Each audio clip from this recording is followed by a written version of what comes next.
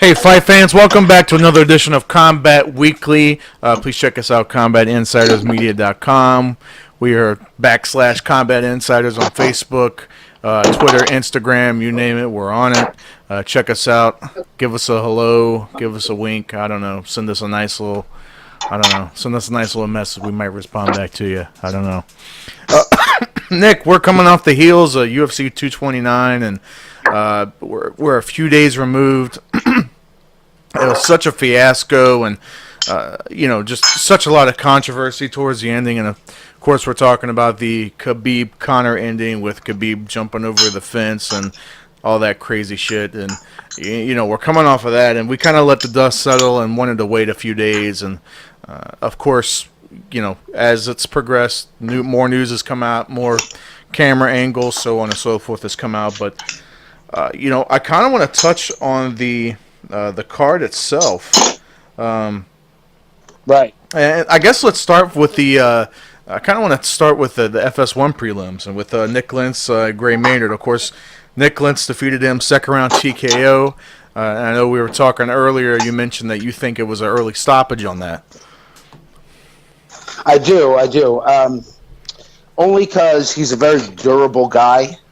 And like we had talked about before, maybe, in the referee's eyes, he was doing him a justice by not letting him take an over amount of punishment, but we know he can. You know what I mean? He's right. I don't know. Maybe that's a time where the durability portion actually plays against you, because he was losing the fight. We're not disputing that, and he lost the first round, and he got a clean head kick landed, but he popped right back up. I think they stopped it just based on, like, he was up, he was, able to defend himself and all these things, but I think they just had seen that he had taken enough damage, and they opted to call it a day so he didn't get injured. Yeah, and I don't mind when the ref steps in and does that, because I think sometimes we have to look out for the fighters' health. If they're taking too much damage, and like you said, regardless of how tough he is, because I think there's no question in that. Obviously, we've seen the wars he's been in. Right. He's kind of getting up to that point. You just don't want to see the guy take any more damage than he has to. And like you said, if it was a back and forth fight, and maybe Gray Maynard was, I don't know, was maybe in the lead in points or something like that, maybe I might have something to say about it, but that wasn't the situation, and I think that each situation is different with that, and I think the ref, I think the ref made the right call. It sucks for Gray Maynard because all those wars he was in with Frankie Edgar, and I mean it's just. It's a shame because I was a huge fan of his. I still am. I'm not a huge fan just because he lost. I'm still a huge fan of his. But I guess moving on. So Yana Kunitska versus Lena Landsberg. She defeated her. Yana defeated Lena via unanimous decision. So what was your take on that fight? I think that one went as it should. I don't think it was a bad call. Yeah. Plus, Yana's the one that stepped up, a weight class when they needed to find somebody to rumble with Cyborg. So, Lena Landsberg's tough. She's got a great background, but I can't say I'm surprised on that outcome just based on what she's done in the past. I mean, that's a tall order to step up and fight, possibly the greatest female fighter ever. So, I mean, I don't have a ton to say about that one because I mean that I kind of expected almost, maybe. Yeah. That was just a fight, uneventful, no early stop. You know what I mean? Like nothing that went as a fight should go. Yeah, I agree, and I think Yana. I think it was great for her because she was actually able to showcase her abilities, and like you said, them kind of throwing her to the wolves, so to speak, and putting her in 145 against Cyborg. And she said even though she is a bigger girl, she said she's more comfortable at 135. So right, hey, if that's what she feels better at, then more power to her. And Like you said, I thought her ground game was awesome. She had some judo, threw that in there. I think we saw a lot more of her skill set the versus against Cyborg, which, like you said, is that really Cyborg is on another level right now. So we can't really judge the skills of Yana against that fight against Cyborg. But this fight, I think it was great for her to showcase that. So I'm glad that she got this fight, and I'm glad it went her way. So, so next on the list is Scott Holtzman. Scott Holtzman against, now I want to say Alan Patrick, but it's Alan Patrick, right? So I would have said Alan Patrick, but that's okay. Well, that's what I looking at his name, but that's what they announced him as, and that's at the weigh-ins. That's what Joe Rogan called him, Alan Patrick, not Alan Patrick, Alan Patrick. But so Scott Holtzman beat him third round KO. Scott Holtzman, was definitely a stud in that fight. Oh yeah, I mean, and everything went right. He like you could see he put work into that training camp, and it was like a dismantling. I think he just picked them apart. Everything, it was like flawless. You know what I mean? Very impressive win. And again, no drama in that one. So there was a lot of not drama stuff on this card. No drama. Yeah, no drama. It was a awesome card, awesome fight. And then moving on, I think to one of our favorite fights of the night was Aspen Ladd against Tanya Evinger, first round TKO. Aspen Ladd coming off, she was 6-0. She's 7-0 now after beating her, but she's coming in undefeated. She looks like, just at first glance at Aspen, she looks like one of the sweetest, nicest people you'll ever meet. She has that, kind of girl next door kind of appearance and vibe to her. But once she steps in that cage, man, she is probably one of the most vicious, one of the most savage girls I've seen in there. Yeah, and I remember way back when, man, I had the chance to interview her pre-UFC fights, and even back then, you just knew, there was just something about her persona or something about her that you just knew it was going to be something special, And you got to credit her team, out there at MMA Gold. They produce winners, man. Yeah. And I'm kind of excited. She puts a division on notice. I think that win really lets her know that she's here. You know what I mean? And she's coming. 100%, and against such a veteran of the sport, Tanya Evinger. She's really been there, done it, and chewed it up, spit it out kind of thing. And to see Aspen just dismantle her, it made it seem like Tanya Evinger wasn't even in the same group of rankings. Like it just seemed like Tanya Evinger was like an amateur coming in to fight for her first fight. And like I said, that's not a knock on Tanya, because we all know what she's capable of. It's just Aspen looked that good. Right, and again, I feel like every female fight so far is connected to Cyborg one way or another. And Tanya went in there and put on a good show. I mean, against Cyborg, very durable. You know what I mean? She got a better chance to showcase her skills against Cyborg. Yeah. So you know what she's capable of. She's an Invicta champion. Yeah. And I don't know. I just think there's a level difference. And Aspen's young. She's not even at max potential, I don't think. Not even close yet. No, not at all. She has not peaked. I'm be happy to look forward to seeing her and how she develops in her career. But Vicente, I don't want to butcher this guy's name, and I should know it. It's Vicente Luque. He defeated Jalen Turner via first round KO. Now, I know that the Jalen Turner guy, he was that guy coming off the Contender Series, right? And he had a lot of hype behind him. And, coming in, everybody thought that Turner was going to, just start Luque. And Luque came in as the veteran he was, and he said, nope, not today. I'm not the UFC gatekeeper.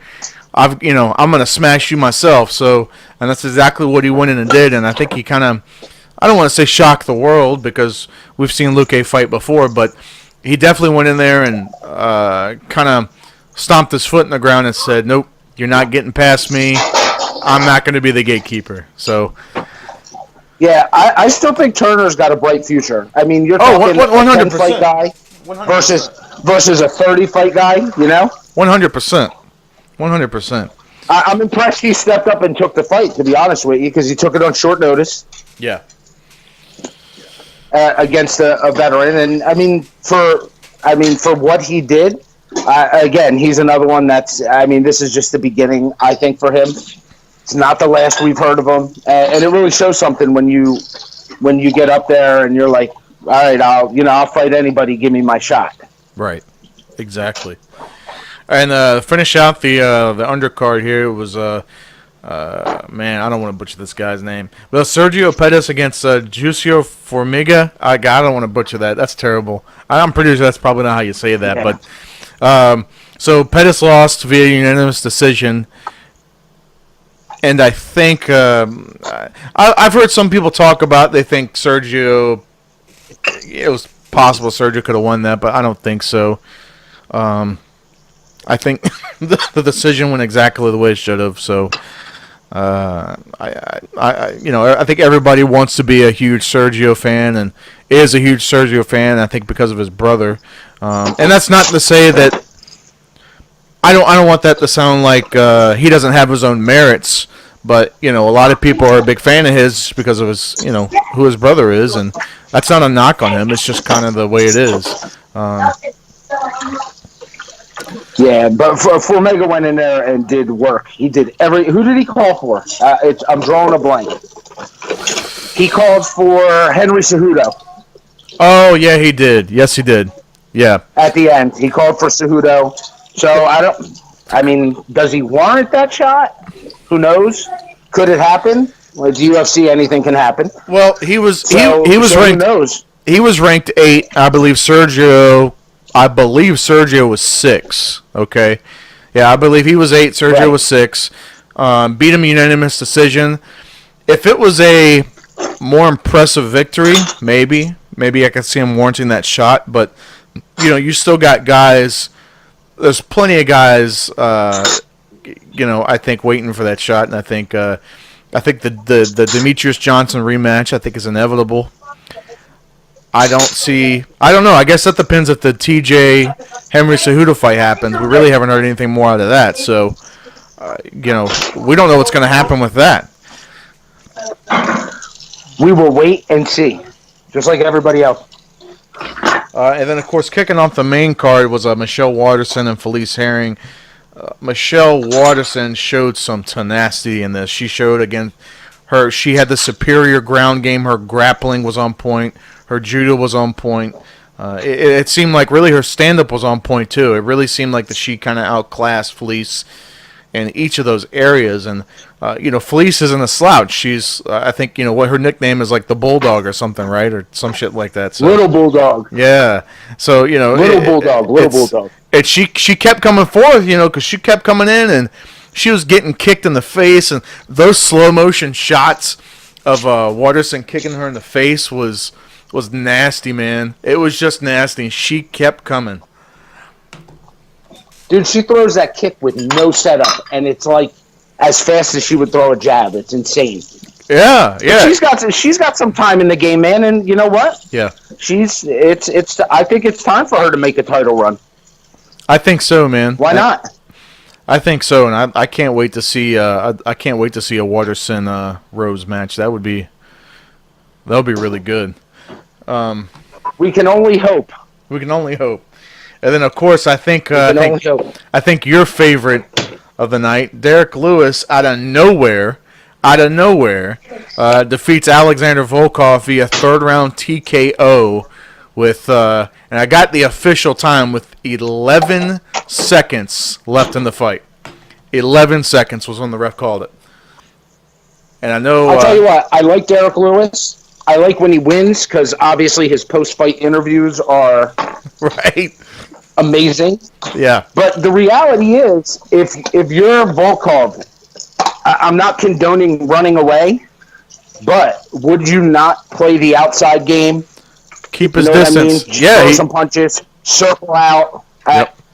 Derek Lewis is extremely capable, Joe Rogan said it best. They were asking how dangerous is Derek Lewis. In the earlier rounds, Volkov got his mouthpiece knocked out and didn't know it was his. Yeah, I remember that. So that lets you know how dangerous a guy is. You know what I mean?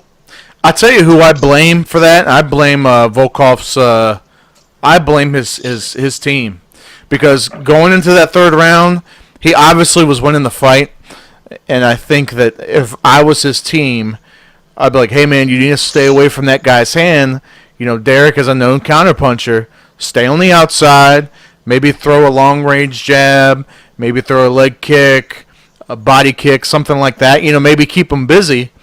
But You know what though? The flip side of the coin might be if he's also trying to make the title run. So maybe he was trying to finish the fight. You know what I mean? Like, okay, you won, but it wasn't an impressive win. We say that all the time. I think maybe he was trying to really put his mark on the division, you know what I mean, to make a case. Yeah, and this time it just didn't work. I get that. I really do. I get that. But I think someone who is so close to a title shot, because you have to imagine he's probably only, maybe one. If he would have beat Derek Lewis, arguably he could have been maybe one more fight away and then a title shot. If he looked good in the next fight too. Why? There's rumors swirling to make Derek Lewis Daniel Cormier for Madison Square Garden. Yeah, I've heard that too, but I don't see how that's possible, because I thought that everybody was saying that Cormier messed up his hand or something in the Stipe fight, because Stipe, I saw an interview with Stipe from Saturday night, and he wants that rematch, and he said, yeah, it probably won't happen though till probably early next year. He's like, but I'm getting my rematch. He was talking about how Cormier couldn't really do anything right now because he was hurt. If they give, I don't know, man. I don't want to see them give Derek Lewis that fight at heavyweight before they give Stipe the rematch. I don't know if I want to see that. I don't think it matters what we want to see. I almost feel like they're anti-Stipe. You know what I mean? A little bit. Yeah. Because what champion doesn't get a rematch? I agree. I mean, they might be. I don't know. We don't know. We don't know what it's like. I don't know what their business relationship is with that, but it's got to be something. Because obviously Stipe has fans, so it's not like. Oh yeah. It's not a situation where people don't want to see Stipe fight, because they do. There's a lot of people calling for that rematch, and I think Derek Lewis against Daniel Cormier, it would just be a. I don't want to knock Derek Lewis, but I just don't know, man. Unless he catches Cormier off guard with a punch or something like that, I think it would just be Cormier taking him down and just stomping his ass out. It would look like Khabib versus Conor. I think it would. I think it would look worse, to be honest with you. Having those big guys squirm around on the ground like that, But and of course, with the whole "my balls are on fire" comment, obviously he took center stage with that. My balls is hot. Dominic Reyes defeated OSP via unanimous decision. I thought Reyes looked amazing. He made me a believer. I had OSP for that fight. Yeah, he looked amazing. Not gonna lie. He, coming from a football background, I think he's one of those people, and you can really tell he kind of has that natural ability, that natural adaptation, of just a real, true God-given talent athlete. And you could really see that. You could see that, because I think he only has, 2 years in the game, 3 years in the game, tops, if that. And he's already, he's beaten OSP. OSP took John Jones to a 5-round, he lost, but he took Jones to a 5-round decision. And here he is, Dominic Reyes is just he really had his way with him the entire fight. He really did. I don't know.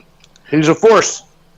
Tony Ferguson defeats Anthony Pettis via second round. I don't know what you want to call it, the team stoppage. It was technically considered a TKO, but He broke his hand. Oh, yeah. And Doug Rufus, the coach of Anthony Pettis, he kind of said he didn't want him to go on. He didn't want him to continue if his hand was broken and really risk any future damage, which I get that too. I get that, and I'm okay with that. I like this fight.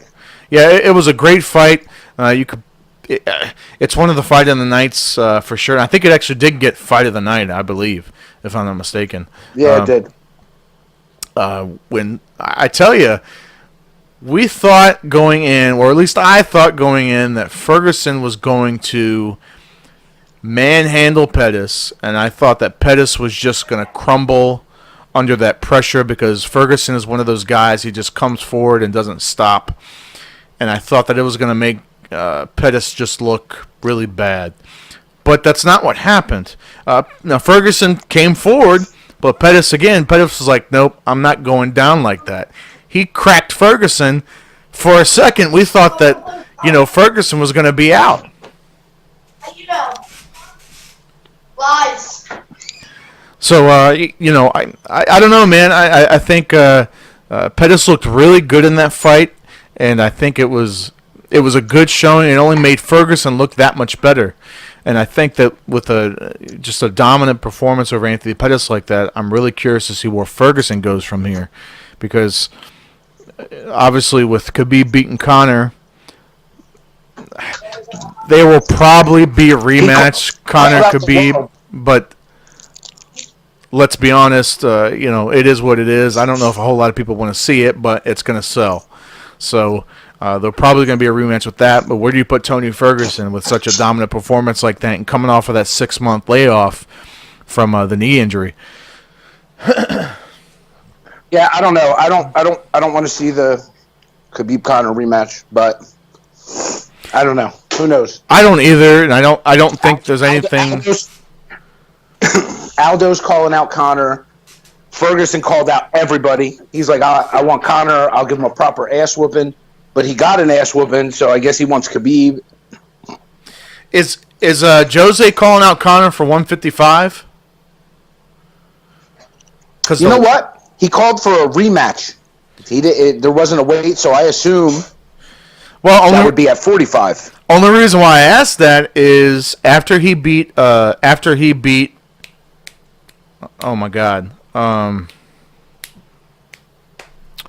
Jeremy Stevens, he was talking about moving up to 155. He said that was probably his last fight at 145 because I know Dana was talking about that too. That's why I'm kind of curious about that.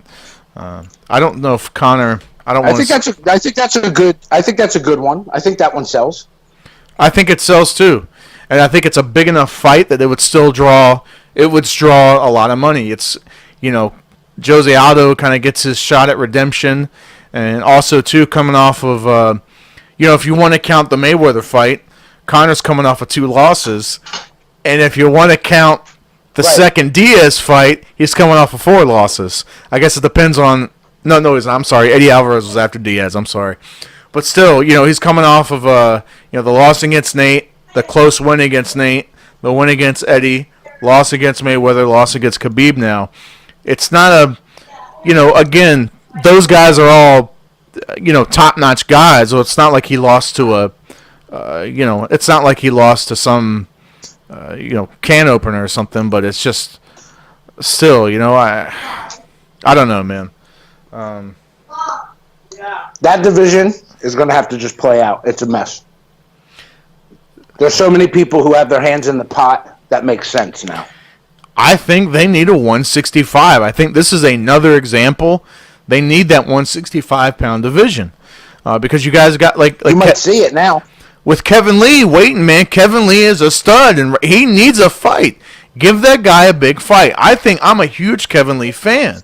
I would love to see Kevin Lee versus Khabib because at the top level, there's not a whole lot of people that have that really, really, really good wrestling background that's at the top right now of 155. And, Kevin Lee is one of them. And I think right now he is probably the guy that has the best chance in 155 to beat Khabib, and I'm sticking to it. That's my opinion. Well, he called for Tony again. Yeah, I did see that. Yeah. On social media. He called for Tony. I think whoever is going to be the one to potentially stop Khabib has to be a guy who's good off his back, because that's where you're going to end up. You're not going to stop him from taking you down. Well, then really, you're not going to completely stop him. It just can't be done. Yeah, it's interesting because, and of course, we kind of skipped over a little bit, but of course, the Khabib Conor fight. Khabib won via, I don't know, some people are calling it a neck crank. Some people are saying it's not quite a neck crank. I don't know what the hell it was, but... Well, no, it has to be a neck crank because he wasn't under the chin. Yeah, but I saw a lot of fighters saying that it wasn't quite a neck crank, too. They said it was really just... It was just a squeeze, that there really wasn't a whole lot of pressure on the neck. They're saying that most of the pressure looks like it was like on the jaw area, not so much the neck, but, I don't know. We don't know really. It looked like a neck crank. Either way, it was a finish. Either way, it was a finish, and either way, and I tell you, I tell you this, and I'm not jumping or anything. I'm a Conor fan, and I have been for a while. I'm not die hard, nothing like that, but I like watching the guy fight, and I tell you, after Saturday night, I don't know, man. It's like something happened Saturday night, and seeing him, whatever he's prepared to do, whatever he has done in his camp the last 2-3 months, I don't know I wonder what the hell he was doing, because you knew what Khabib's plan was simple. Go for the low leg takedown, stay on top, ground and pound. Like it doesn't take a genius and move forward. It does not take a genius to figure that out. But it seemed like his stand up didn't look as crisp as it usually does. I don't know what the hell was going on. He wasn't. It was weird. It wasn't like he was. His normal accuracy wasn't there, and I don't know if it's because Khabib is kind of. The way he moves is a little weird. It doesn't look clean, but it's weird and it's awkward. And maybe that's something that threw him off. I don't know, but it's like nothing he did looked crisp. Nothing he did look clean. It was just, I don't know what it was Saturday night. I mean, no excuses made for him, but I don't know what it was. He didn't look good. He didn't look good the entire fight. He showed a little bit in round 3, and that was it. That was it. Khabib had his number. I don't know, man. It's almost unfortunate there's not much to talk about on the fight. The fight itself. Really, the fight itself, yeah, like you said, it is what it is kind of thing. It's I don't know where he goes from here, because him getting smashed like that. He's calling for a rematch, but I just don't see. I think he has to fight somebody else. What's he going to do? It doesn't make sense. If they give him this rematch, and I could see the UFC doing it, because again the early reports are talking like 2.75 million pay-per-view buys. Those are huge numbers. So I can see them just off of the money alone go ahead and making the rematch. But let's see this play out. Let's say you give him the rematch. Let's say Khabib does this. I don't think the buys will be the same, because nobody wants... I'm not a McGregor fan, but I do like to watch him fight, but I don't want to see that fight again. Yeah, I think I'm the same way, man. I don't want to see that fight again. I don't want to see him get mauled again. I don't think we have to see him get mauled again. And if he never beats Khabib, so what? So what? He could fight... now, a logical fight would be him and Tony Ferguson, or him and the winner of Poirier-Diaz. Yes. I think he needs to move on. Past. I know he's got a big ego and he's got a lot of pride. I think he needs to let this Khabib thing go. I think Khabib is one of those guys.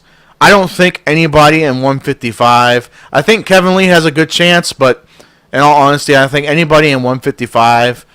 I don't know if they have a whole lot of chance of beating him. I don't even think... Tony, I think Tony has great jiu-jitsu, and maybe he has a good chance, because maybe he can get up off his feet, and really I think that's the important part.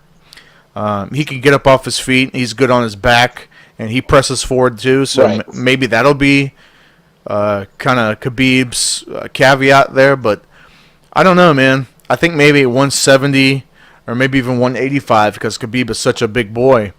I'd like to see him move up to that, and face some more people. But there's talks of him retiring. There's talks of, him. Nick Diaz said he could beat him. I mean, do you think Nick Diaz said he could beat him? You think he could? I think he can outstrike him, but that's here or there. It doesn't matter. I think he's one of the guys that is good enough from his back that he could get it done. And he's more durable than Conor McGregor. It's just what it is. Do you think Nick Diaz coming off of... I mean, when's the last time we saw him fight? The Anderson Silva fight, right? Yeah. I mean, do you think he could just come in off of that big of a layoff and just come in and, make a run for Khabib? I mean, if they're trying to... I don't know. Would I? No. But you know how both the brothers are built, man. They could be off 1 day, 1 year, 10 years. They're always down to fight. And they always show up.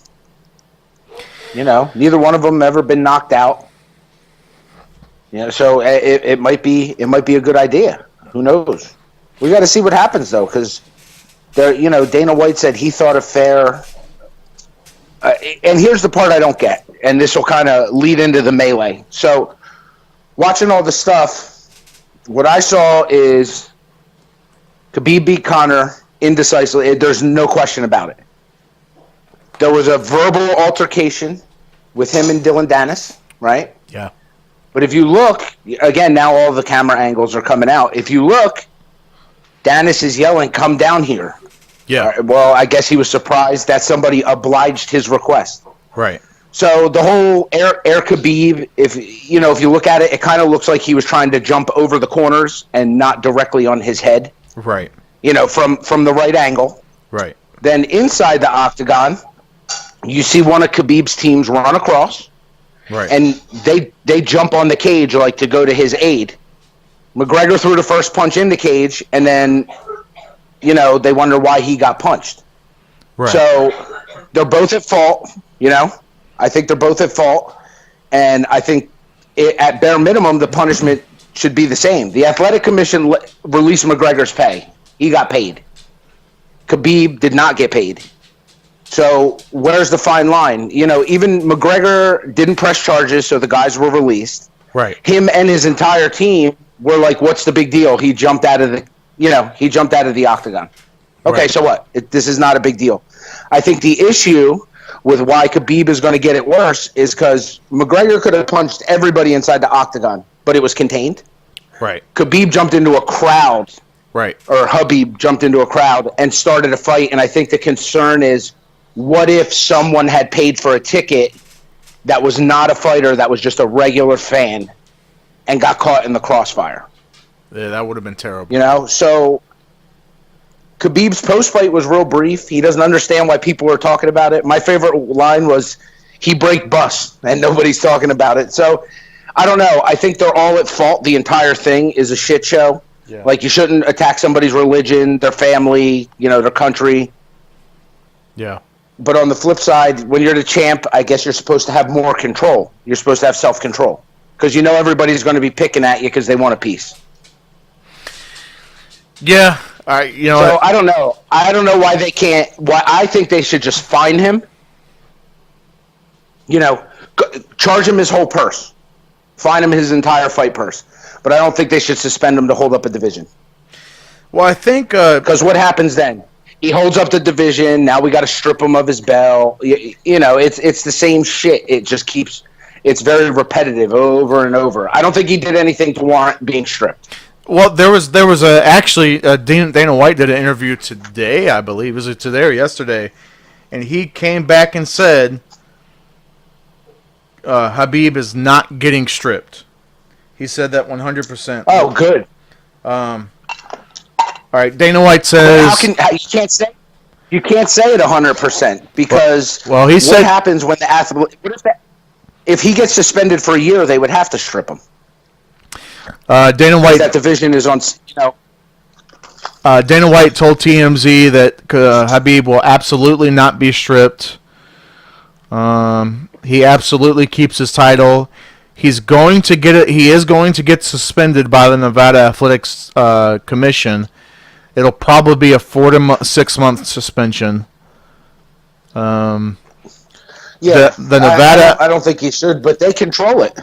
The Nevada Athletic Commission took his whole purse, or they have taken his whole purse right now, and they're talking about keeping it.